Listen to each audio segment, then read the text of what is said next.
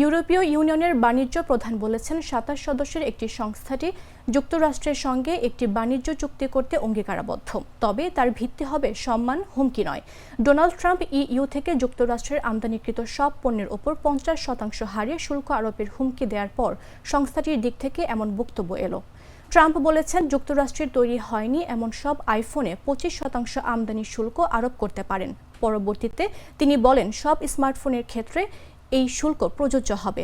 ইইউর বাণিজ্য প্রধান মারুশ সেফকোভিচ বলেন, উভয় পক্ষের জন্য কার্যকর একটি চুক্তি করতে ইইউ পুরোপুরি অঙ্গীকারাবদ্ধ। এর আগে তিনি যুক্তরাষ্ট্রের বাণিজ্য প্রতিনিধি জেমিসন গ্রির ও বাণিজ্য সচিব হার্টওয়ার লুটকিন এর সঙ্গে সাক্ষাৎ করেন।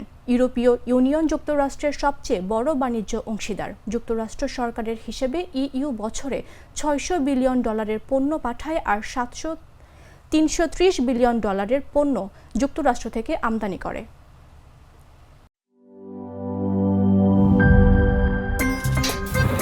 আমার একটা স্মার্ট সিদ্ধান্তে 25% গ্যাসের খরচ কমেছে। ভাবছেন কিভাবে?